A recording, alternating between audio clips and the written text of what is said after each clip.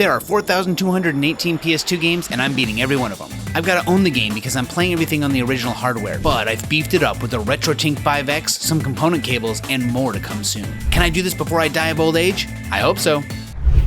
Onimusha 2 Samurai's Destiny was developed by Capcom and released in the US August of 2002. Development was done by a different team than the first game and was so close in timing that once Onimusha 1 was released, the second was announced. In 2025, a remaster that included quality of life was released onto current-gen consoles.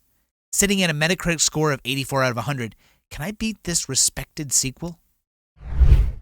Onimusha 2 Samurai's Destiny is an action-adventure game that took me around 14 hours to beat, and it was pretty simple. You just go through the game until you get to the last boss, and once you beat the last boss, you get credits. So that's how I'm beating the game. Obviously, the game isn't an easy one, but the method to actually get to credits isn't hard. So let's go ahead and begin with a little bit of a new style. The story follows our new main protagonist, Jubei, and his exploits to stop Nobunaga once again from taking over the world with the Genma. With some new demons in tow and new places to go, the story feels fairly similar to the first game. I don't think there's a lot that differentiates itself, except for the names of the characters, the places you go. Otherwise, it's very much the same. You're here to stop Nobunaga and use your Oni powers to do so. One of the main differences in the story in this game is that our main character is actually half human and half Oni, with his mom being an Oni. She helps him awaken his powers, which allows him to transform into the Onimusha during gameplay rather than just the last boss, and he's still able to absorb souls from the Genma demons to power himself up. His mother also explains to him that he must collect 5 orbs that will save humanity. So our main goal throughout the game is to collect these 5 orbs, and we get them through various methods. Another change to the story in this game is the fact that we'll have 4 allies that we can give gifts to and experience their story if we give them the correct gifts. The first of the 4 characters is Ike, who is this bald man wielding a spear, who is a drunk, and who has some issues that you'll learn about as you go through his story. The second ally is named Kotaro Fuma, who is a young chief of the Fuma ninja clan. Our third ally is Magoichi Saiga, who is a marksman for the Saiga clan. Our last ally, and a Neki one at that, is Oyu, who turns out to be Nobunaga's sister, and in her quest to stop her brother, we meet her and we can become friends with her. The beginning of the game has Jubei realizing that his village that he was gone from was destroyed and everyone was killed, and he vows revenge. Of course, he goes after Nobunaga as quick as possible. However, to do this, he must fight through several different Genma on his way to Nobunaga's castle. One of the most notable demons that we'll fight a few times throughout the game is known as Gogen Dantes, the flamboyant, self-proclaimed greatest swordsman of all the demons, who will harass us pretty much at any time we can. And his story is much more of the fact he wants to show off he is the greatest swordsman. He is not necessarily in cahoots with Nobunaga in an evil way. He just really likes to be a swordsman, so we have to show him who's boss. Throughout the story, a small part of it will have Oyu and Jubei becoming somewhat infatuated with each other, mostly because we keep meeting up, her being Nobunaga's sister and trying to go get him, and us going for Nobunaga ourselves. Without having to give her any gifts, she will still show up and go all the way to the end of the game with us, as opposed to the other characters who you might never see again if you do not give the proper gifts. The story doesn't feel to me like it has too many significant plot points. The most that you'll see is our character gathering the orbs and going to fight Nobunaga himself, using the orbs and the power of the Oni to fight through all of the demons. There are some small story elements here and there, such as this man with his daughter and us helping him by saving her from all of the demons. However, it doesn't really drive the story forward, not nearly as much as Jubei's revenge on Nobunaga and just his eventual wanting to stop all of this death and destruction from happening. Although the characters around him do have story points, I didn't really get to see them, as I'll explain during the gameplay section the issue that I had when I was able to start giving my characters gifts and the eventual lack of understanding how that worked and the too lateness of when I was supposed to give it to them. To me, the story was neither profound nor deep, And while I missed a lot of the allies' stories, I'm sure we could get some extra story out of the game. I just didn't find the story super compelling, especially because it was very similar to the first game. I mean, yes, we have some unique elements to it, and obviously things have been changed, but they aren't changed in a way that made me feel like I learned much new about this world. It was mostly contained into Jubei's revenge, as well as a few side things along the way. So overall, I give the story a B. It's still a decent story, it's able to drive the plot forward, but it wasn't anything unique or interesting, especially coming from the first game. The gameplay from the first game has remained largely unchanged, which in my opinion isn't a bad thing. There are some new additions to this game, but overall the feel of a tank-like controls with a fixed camera and the speed at which Jubei can move, block, attack, and the type of weapons and types of attacks he can use feels very similar. And I don't think this is a bad thing. I really enjoyed the first game's combat, so the second game, keeping that in spirit as well as adding a few new things to it, made it feel good. I mean, at this point, they've already finished one game. The second game should be able to hone in a little better on what made the combat and the game mechanics overall feel pretty good. And, again, in my opinion, I believe it did just that. This time around, Jubei has access to 5 weapons, one of which is just his main sword. The other 4 weapons are a sword, a spear, a double blade, and a large hammer, each of which comes with a different element attached to it that will deal different damage to different enemies, as well as different types of magic each one can perform. And each of these actually comes into play throughout the game, much more so than it did in the first game. Whereas some of these abilities can hit enemies up high in the air or from far away, they have different kind of reaches and different kinds of speed, so you'll want to use the right weapon, the right magic, in the right situation. Jubei is still able to absorb demon souls, however there's an extra soul added in this time.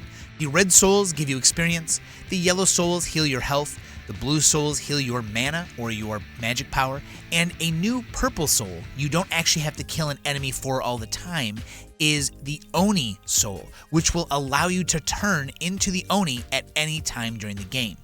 However, the caveat is that there are 5 to collect. The second you collect the 5th one, you turn into the Oni no matter what. You have no choice. So you must gather 4, and when you are ready, gather the 5th. Meaning that sometimes I found myself leaving one floating in the air because there was no reason to use it. Becoming the Oni makes you invincible and makes you deal a lot more damage in quicker succession. And it's really important when you're fighting bosses sometimes to gather this 5th purple orb so that you have a chance to deal damage unfettered by their crazy attack patterns and all the things that you must dodge during a battle. I do like the Oni, although I do wish that there is a way for us to manually activate it and hold on to those 5 orbs rather than being forced to in the moment.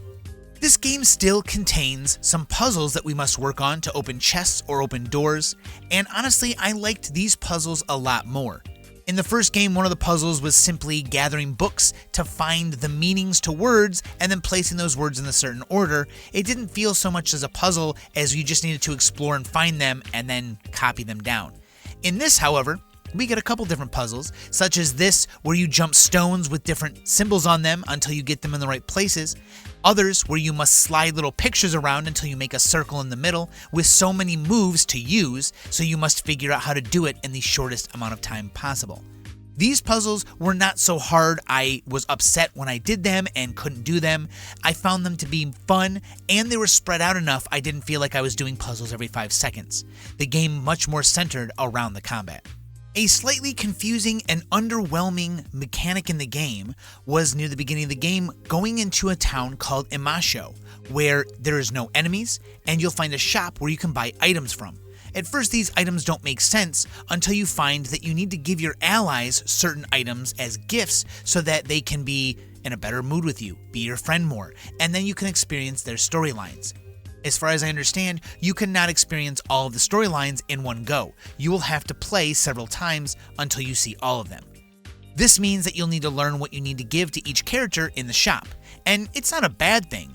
However, the amount of times you go to this town is very small, and I have to say this thing because this is the truth. I was tricked. The first 2 times you go to the town are the only times you go to the town, which is confusing. I spent time looking around, talking to people, finding things, probably around an hour total of being in the town, and finding the items and giving a few to my characters. But what I didn't know was that I wasn't going to be here for very long. In fact, the game does not explain to you that you will suddenly never find yourself back in this town. It gave me a choice between 2 women to go talk to. One of them was OU. I have no clue what would happen if I talked to her. And the second was a mystery woman. I decided to go talk to the mystery woman, which then began a quest that would never bring me back here. I'm not sure why the game does this, because I really wanted time to find out more about my allies and to buy them stuff. However, when this option was given to me, it was directly after a quest, and I figured I might as well get it over so I could spend my time looking around town. By the time I realized, 2 hours later, that I was never returning, I decided, well, this is too late. I don't want to turn back and start over. So it's very confusing as to why this part of the game is so short. I thought it was really interesting. I mean, it gives us this base of operations. We can come here and feel safe. We can come here to talk to our allies, to buy items, to explore a little bit. But once we leave, we never come back. And I'm disappointed that you never do come back. They absolutely could have had us come back here to give more gifts to our allies. Instead, it relies solely on the fact that you gave them the items in the first place, made them happy, and you will absolutely see them later. Some of the allies will show up during random battles that you walk through towns in or walk through places in, and you can give them gifts right there. But really, why was the town here in the first place then, if you're already going to be able to give the player a chance to give them gifts while you're out fighting? It's a very confusing part of the game, and I'm not sure why they decided to add and end it so quickly. On a brighter note, I really did enjoy the weapons of this game because they are all so different in use. The hammer is just a powerhouse of a weapon, slow and very strong, using earth elements to have earth rupture all the way across the screen, homing in on enemies and knocking them down. A very powerful weapon. The double-bladed sword is great for attacking quickly and using the magic attacks up in the air to flying enemies, which is wonderful. The spear helps you keep some of the enemies at a distance, especially enemies who close in quickly. That way you don't have to get so close. And your sword is just your trusty sword. It's great in most situations, and it's probably easiest to use as you begin the game with it and use it most often. The lightning attacks from it help you avoid damage when you use it, even if you're getting hit while you're casting it, meaning that you can use a little bit of the invincibility frames to get out of the way of danger. I really liked the way they set up the weapon system in this game, and leveling up your weapons is exactly the same as the last game, gathering the red souls after you kill enemies and putting them into them at a save point. And we even have some of the doors from the first game that you must unlock by using weapons you get further on. However, it is not as large of a mechanic in this one. You simply just get the weapons, use them once on a door, and go through it. It's more of just a small gate rather than a mechanic like in the first game. There is a little bit of a difference though to leveling up your gear, because just as the first game you can level up your weapons, this game also adds the ability to level up your armor. Now, I'm not sure exactly what happens when you level up your armor, because my favorite thing to do is become a glass cannon. So all of my weapons were leveled up to max, and my armor, not at all. So I am sure that I could have had an easier time had I upgraded my armor, as early on in the game, there are points where you can kind of grind for these red souls and get a few upgrades into your armor, as well as at the end of the game where you have side dungeons for some side content and items. You can go there and farm some of the red orbs so that you can afford buying the upgrades for the armor. And as far as I can tell, there are only the one set of armor, but it seems pretty important to upgrade it. On top of the weapons and the magic being kind of cool, we also have a few other simple combat things that we can do. The first is the Isin attack, which is just an attack directly before the enemy hits you.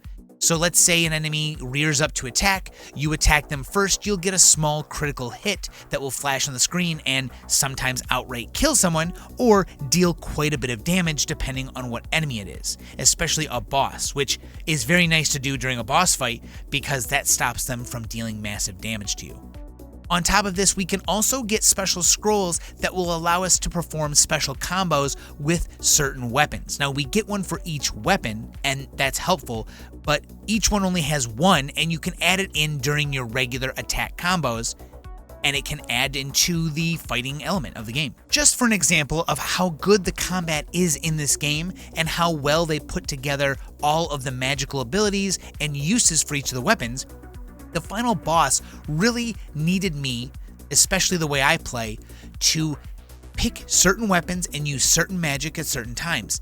Every single weapon was used against this final boss for one reason or another.